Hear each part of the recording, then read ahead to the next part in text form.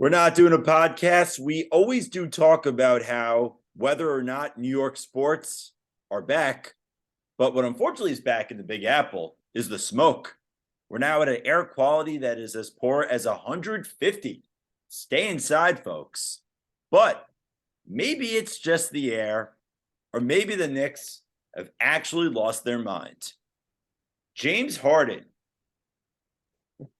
is opting in with the Philadelphia 76ers. The two teams that are interested are the Los Angeles Clippers, to no one's surprise, and the New York Knicks. Jared, for the Knicks to be interested in James Harden, is it the craziest idea, or maybe it's not so crazy? You should be a comedian with that opening line, by the way. That was good. I like that. With blowing up the smoke with the Knicks. Yeah, the Knicks definitely have smoke up their ass if they are interested in trying to get James Harden, because I know they've been star chasing for a while now. James Harden's not the guy. And I know Woj reported that the Knicks are one of the two teams interested. It looks like the team that's the most interested is the Clippers. So I'm not overly panicked. I don't know if the Clippers are more interested than the Knicks. I mean, yes, it would make more sense, but how are they more interested? Did Woj say that, or? He did. He actually, when he went on SportsCenter after he sent that tweet a few hours ago, he said the Clippers are the more prominent team that are interested in the services of James Harden. Look, I don't love this at all. I don't think this would be a good addition to the Knicks. But if you're trying to look at this at any sort of positive, if the Knicks were to hypothetically acquire James Harden, that makes you a dynamic offensive team in the regular season. But it's all about trying to get this Knicks team to the next level. And we all know how James Harden performs in the playoffs. The guy's a choke artist. He may be one of the worst playoff performers I have ever seen in my life when it comes to watching NBA basketball. He's great in the regular season. He can put up tremendous numbers. He can score at will. But come playoff time, the guy's a choke. So I want absolutely nothing to do with James Harden. And as far as my worry scale right now, as if they were to get him, I'm at a 2. I'm not panicked over this. I think it's just a report, but we'll see what happens. How concerned are you over the possibility that this could happen? I'm not concerned. I'm just concerned in general that the Knicks could potentially do anything to blow up the roster and mortgage their future for someone that is not necessarily going to be a part of it. The issue with James Harden is if it feels like every other year that he wants to leave, that is the case. Think about the amount of times he has changed teams since leaving the Rockets to go to the Nets and then to the Philadelphia 76ers. That's all happened since 2021. It's just really bad. But the thing is, the Knicks are in a position to win now for sure. They have been stargazing, especially you, Jared, has been stargazing for quite some time. My whole life. And pretty much ever since I've known you. I think since the summer of LeBron, that was when it got really bad, and that was when I first met you. If you're looking at the 4 players that we've talked about that are left for the Knicks to potentially go for, ranking them 1 through 4 of who they should mortgage the future for and who they should not: Zach LaVine, Karl Anthony Towns, James Harden, and Paul George. What's your order? It would start at the top with Paul George. And I was just floating around in my head when Woj reported that the Clippers and Knicks are two teams that are interested. Maybe this could be a 3-team trade. Now, that would be insanely complicated because all the money that would be thrown around with all these crazy contracts, it would be tremendously difficult to execute a 3-team trade in which James Harden goes to the Clippers and Paul George comes to the Knicks. But that's what I would be very interested in. So to rank them, Paul George would be 1. Number 2 would probably be Zach LaVine. Oh boy, 3 and 4. You're giving me the option of the guy who I've absolutely destroyed on this podcast of Karl Anthony Towns and James Harden. I would probably put Karl Anthony Towns 3rd just because he's younger than James Harden. James Harden 4th. But I'm really not high on the bottom two. I'd be intrigued by Zach LaVine, but the whole dynamic of him being a clutch client, the Knicks are represented by CAA. That whole dynamic is very hostile, so I don't see that happening. I think the most realistic thing that could potentially happen is a possible 3-team trade in which Paul George would be sent to the Knicks. But how would that possibly work if Paul George stays with the Clippers, Harden is with the Clippers, and you have Kawhi Leonard? That's a crazy big three. Would that work for the Clippers? I don't know. There's a lot of balls that are being thrown in the air right now. So it's interesting to see what is going to happen over the coming days as free agency gets kicked off this weekend with the Knicks. A lot of potential exciting things to happen. We'll see. I think if I'm going to go off my list just to answer what you said before, I'm going to go one, Zach LaVine. I think he's young enough, and I think he hasn't hit his stride yet in his career. And in the last 3 seasons, LaVine's been great, 25 points per game, 4 rebounds per game, 4 assists per game, 49% from the field, 39% from three, a PER of over 20 in 202 games played. So you're talking about a guy who's played a lot of games. So Zach LaVine 1, Karl-Anthony Towns 2, just because of his relationship with Leon Rose. I think it could happen. He's young. He has a lot of room left. And I think if you're replacing Towns for Randall, I do think that is an upgrade. 3, James Harden, because we talk about James Harden all the time. A lot of people trash him. He's still one of the greatest players ever to play the game, and he's really not slowing down. 4, Paul George. He just cannot stay healthy. He's played 140 games in the last 3 seasons. He hasn't played in the playoffs since 2021. The Knicks, are they a better team with Paul George? Of course. But could you count him in going to the playoffs with them? Absolutely not. Absolutely not. So that would be my list. I would say for the Knicks, their biggest needs, Zach LaVine 1, Karl-Anthony Towns 2, James Harden 3, Paul George number 4. I just like George as the best option because I just think it's the most natural fit, assuming you still have the natural fit if he could play, Jared. He hasn't played in the playoffs since 2021. The Clippers were in the playoffs this past season, and he didn't play a game for them. The guy cannot stay on the floor. And you talk about guys in their NBA career and athletic careers that are the wrong side of 30. James Harden clearly is not. Has played 20 more games than George, despite being 2 years older. And frankly, he could stay healthy. And frankly, Harden's been a better player than Paul George in the last few years as well. I think if you acquire James Harden, it would just blow up in their face because Jalen Brunson, yes, can play alongside anybody, but you're talking about a big 3 in big playoff minutes of Jalen Brunson, James Harden, Julius Randle in the playoffs. You're not going to be able to stop anybody. That's number 1. And I just don't like that fit. Whereas if I look at Paul George, he's owed a lot of money. I wouldn't be selling the entire farm to go get Paul George if it means. But you're going to have to sell the entire farm to get Paul George. The Clippers aren't taking a few future draft picks. They're not taking Evan Fournier to give up Paul George. It would be just one. What would be one of an Emmanuel Quickly, an RJ Barrett, or a Quentin Grimes. I'm not trading all of those players. The goal is what's going to take to get Paul George. You would do one of those 2 players with all the picks. That's what I would do. And that's where I like the fit of Paul George because you want to add to what this Knicks team currently had to take them to another level. And that's why I like the fit of George. I just think if you put James Harden into that mix, it could just screw everything up. And the thing with Karl-Anthony Towns, see, to me, I don't think you'd be moving on from Julius Randle if you got Karl-Anthony Towns. I think the guy you'd be moving on from is Mitchell Robinson because Karl-Anthony Towns is more of a 5, and Julius Randle. Yeah, but Towns can play the 4, though. He could shoot. And that wouldn't work. It wouldn't work with him and Randle. It would not work. That's why the fit of either George or LaVine. But Towns and Robinson could work. That could easily work. It can't. He's a 39% shooter from 3 over the last few seasons. Towns can stretch the floor. Towns is probably a better 4 than Randle is at the 4. but you'd be moving. I don't think you're going to move on from Julius Randle. I just don't see that happening. Like Julius Randle, they're not trading Julius Randle to the Timberwolves. They have a great relationship between Randle and the Knicks. If they're going to trade him, they would trade him to a situation where he would prefer to go to, whether it be a Los Angeles or a Miami, hypothetically. Look, Julius Randle's not getting traded. It's not happening this offseason.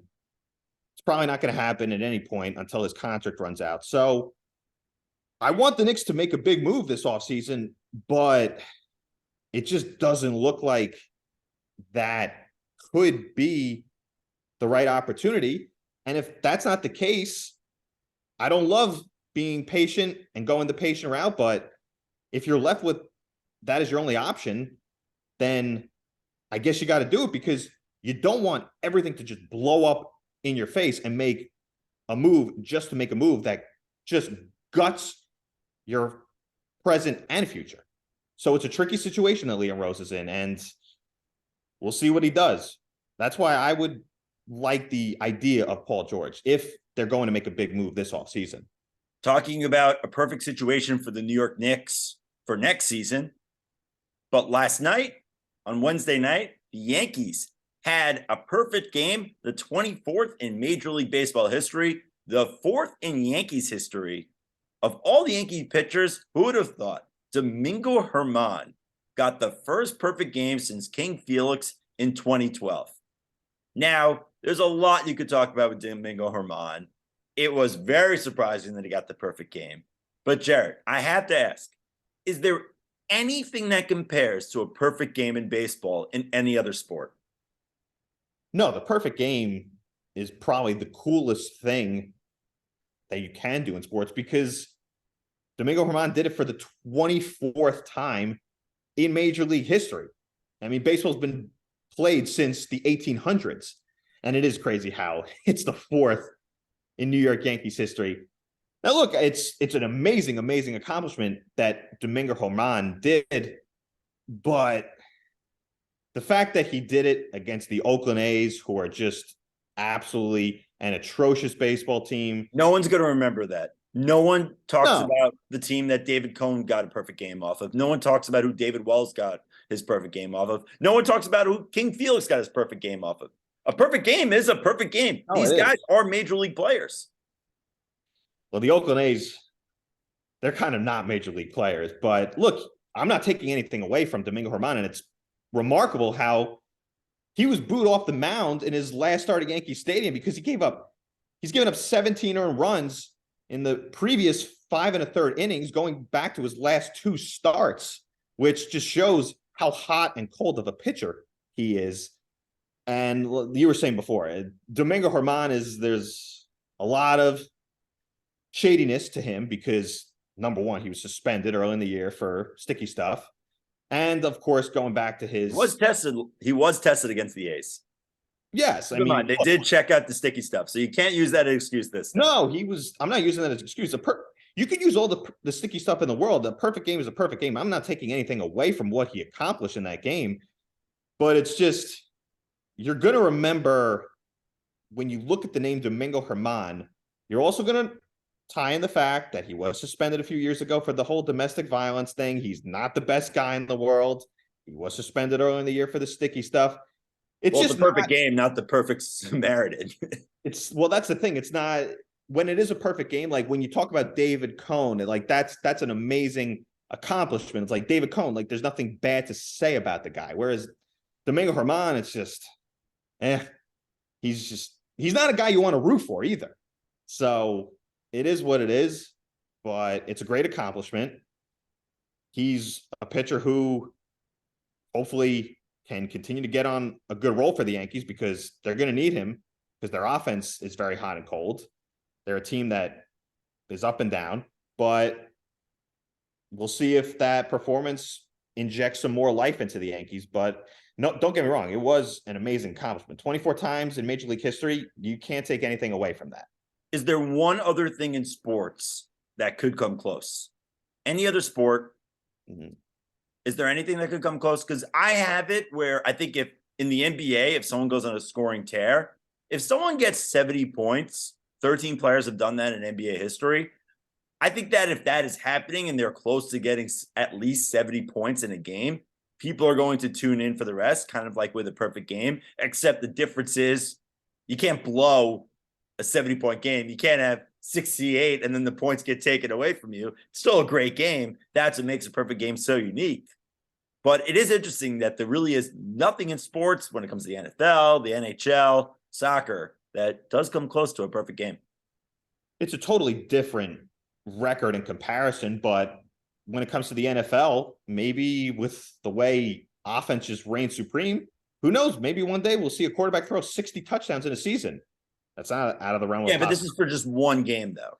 Because if you're going seasons, you have Wilt's record of 50 points per game. Maybe 10 touchdowns in a game. Who knows? Maybe Patrick Mahomes can throw 10 touchdowns in a game against one of the worst defenses in the NFL. Or maybe Aaron Rodgers this coming season throws 10 touchdowns. Please stop with that. We'll see. We'll see what happens. Don't start with that. Maybe something along those lines, or maybe an NBA player scoring 100 points in a game so I can actually see it and not have to be like led to believe that Will Chamberlain actually scored 100 points in a game. You're definitely he held up Will Chamberlain conspiracy theorist. You're definitely one of those. Where's the video? Believe he scored 100 Where's points. the video? Where's the video? A radio call of it. There's a lot of rumors that people think that someone went into a studio and just recorded it. I mean, exactly. I need to see video. Also, the NBA wasn't a big league. It was a PR stunt potentially. There's a lot of weirdness around that game. Exactly. Where's the video? Where's the video? You know, it's like my view. Sometimes people think my view is a green screen, but you know what? I'll prove to people like, no, it's not a green screen. This is the actual view of New York City. So, but yeah, so there's no conspiracy to that. But yeah, when it comes to Will Chamberlain, 100 points. Who thinks that your background's a green screen? I don't know. Conspiracy theorists on our show. Do we have a Reddit page that we don't know about? I don't know. That was just me getting in my own head, I guess. I don't know. Trying to bring some life to the podcast, I guess. But you know me, I'm a big conspiracy theorist guy. But I still want to see video of Will Chamberlain. Well, it's not going to happen. And speaking of things that have not been perfect, the New York Mets baseball season. Steve Cohen held a press conference where he sat on a chair that was the shape of a mitt, which is just unbelievable.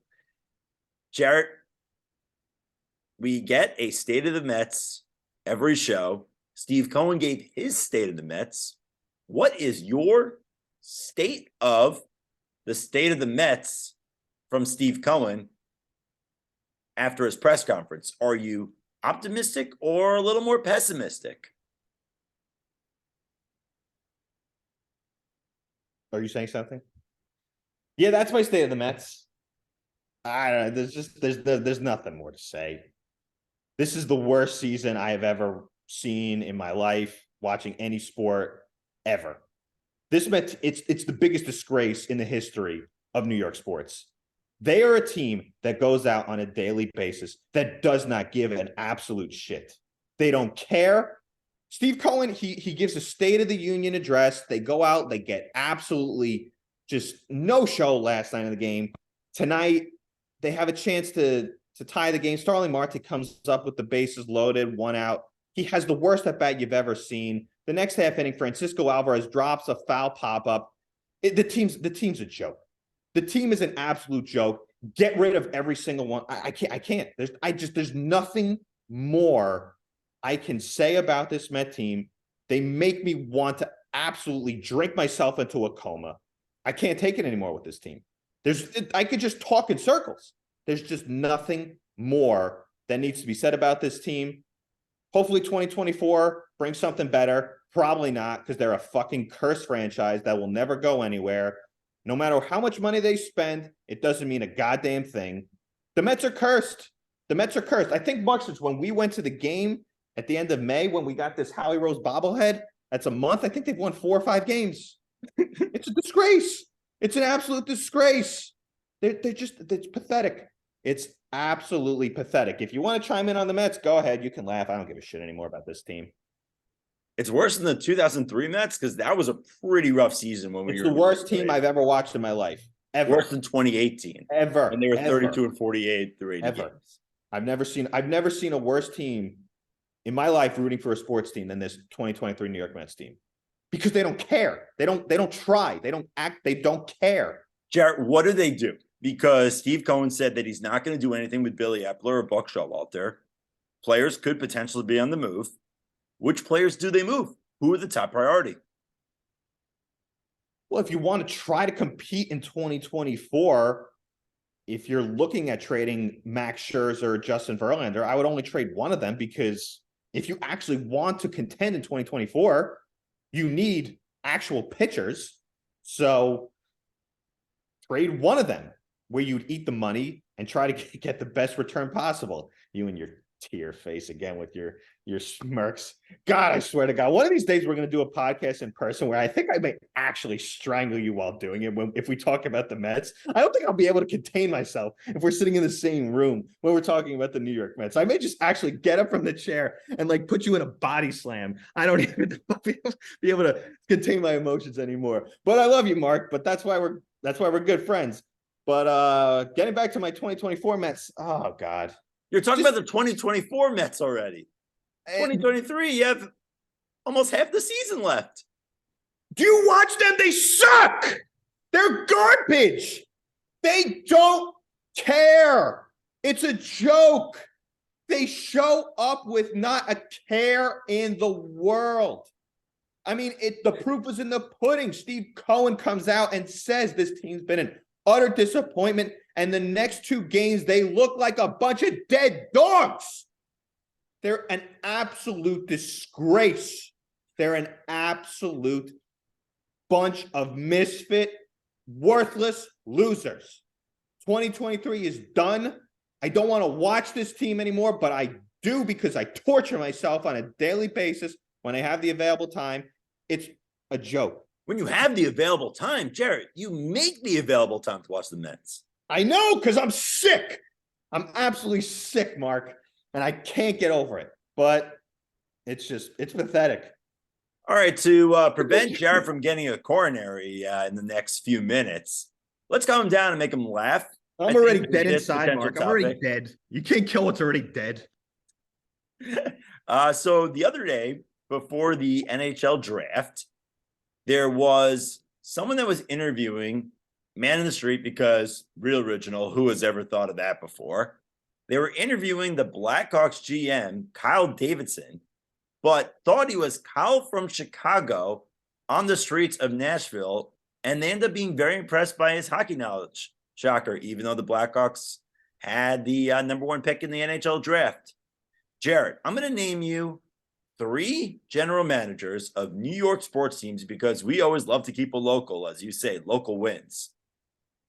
If you saw them out in the Hamptons or New York City, would you be able to recognize the following people? I'm going to name one by one. You're going to give me a yes or no. I know what your answer is going to be for this one, because I had to look this one up.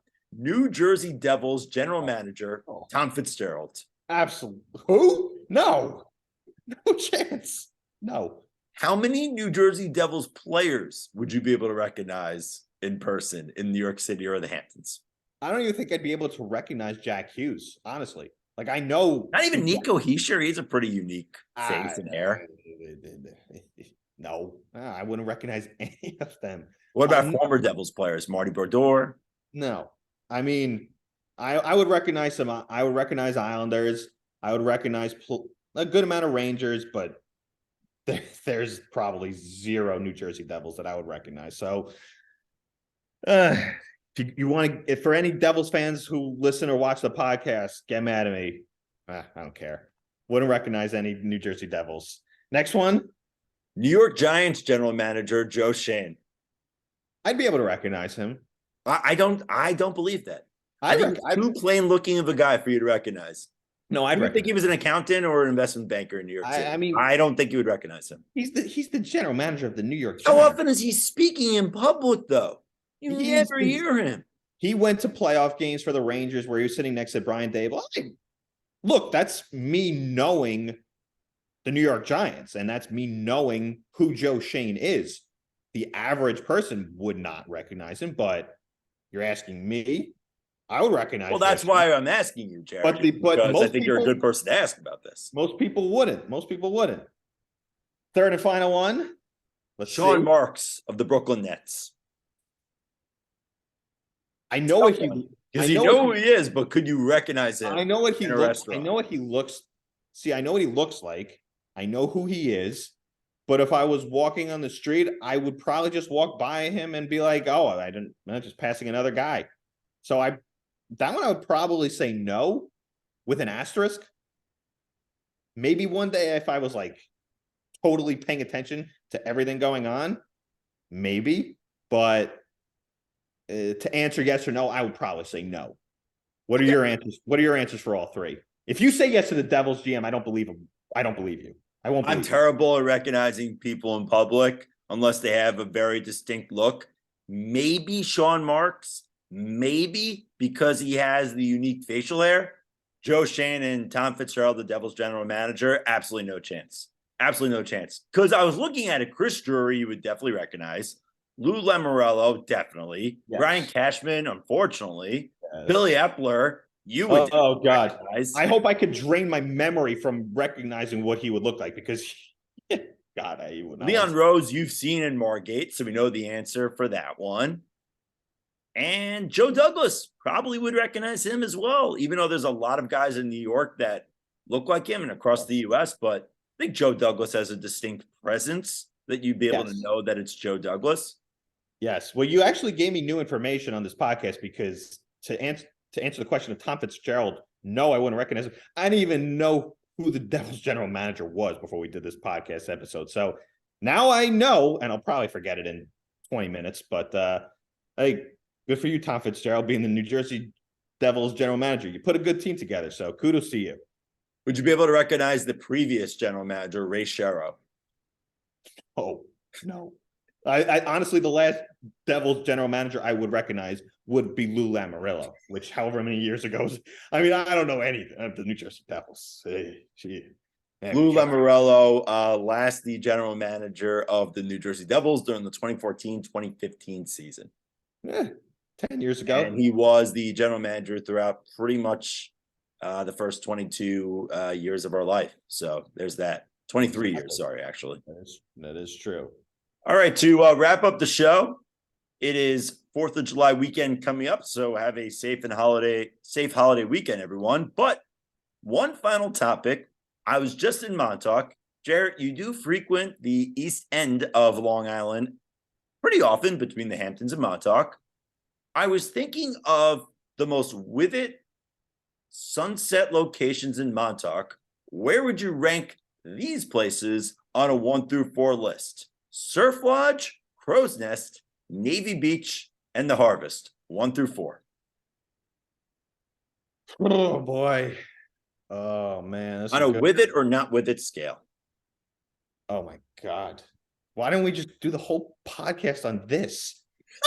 We have to talk about the goddamn New Jersey Devils general manager. I knew you would like this one. I knew. Oh my God. How much time? Oh shit. With it, 100% sunset at Surf Lodge. Absolutely. Like that's where you're also like you're going out. You're trying to like. That's where Tom Fitzgerald hangs out. You're like trying to get your vibe on. Like you're trying to have a good time. So like that's a really like, yeah, good sunset. Get your night going. Crow's Nest. They're all with it. They're all with it. I mean, the sunset out east. I mean, come on, it's. All right, 3 or 4. What's 3 and 4? You have Navy Beach, and you have the Harvest.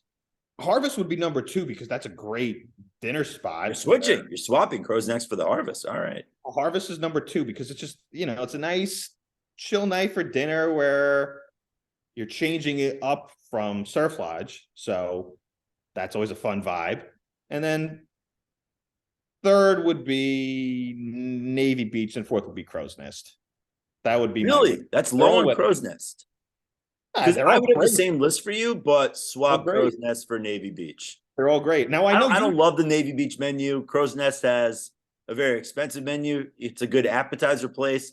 Beautiful views. It's one of those places where you take a picture of you in front of it and you and a bunch of people in front, and they'll always ask what country you're in. They'll never guess Montauk. If you were given the option to spend all day at this one place in Montauk, I know where it would be for you, and that would be Mr. John's Pancakes, your spot. Well, I would gain so much weight, but I do Montauk Beach House. I'm a big fan of Montauk Beach House. I've been going there pretty much every year since 2020 now. Good Love sitting by playlist. the pool there. It's the Aruba of the east of Long Island. That's what I You made like. a good playlist out there. Good playlist for your Spotify. Your They changed it up. So they did not do the W Hotel from Spotify mix, but what they did do was they had a DJ one day, and then they were just playing really aggressive mixes of a bunch of 80s songs, such as Radio Gaga from Queen. The music there is unbelievable. I mean, I kill my battery phone from going on Shazam the entire time. It's a magical place out there. So anybody who has the opportunity to go out to Montauk, a lot of fun things to do, good dinners, good vibes, good looking people. Recommend 10 out of 10. Montauk is the place to be. So if anyone can get out there 4th of July, why not go out there? Right? Why not? Right? All right, so there you have it. Jarrett's top 4 is going to be Surf Lodge, The Harvest, Navy Beach, Crow's Nest. Mine, Surf Lodge, most wicked place. I mean, Bryan Cranston was there when I was just there. That's pretty crazy. Number 2, The Harvest, one of my favorite views on all of Long Island, but Surf Lodge is just breathtaking. That breathtaking compared to The Harvest even, which is just crazy. Crow's Nest, absolutely beautiful again. Navy Beach, great view as well. All right, so whether it is in Montauk or at home, hopefully not New York City where the air is just completely dangerous at this point. Hope you enjoy your holiday weekend. I'll inhale it. I'll inhale the smoke because the Mets just lost another game. So good night, everybody. All right. With our gratitude, we thank you for watching. Jarrett is walking out. Have a great weekend, everyone.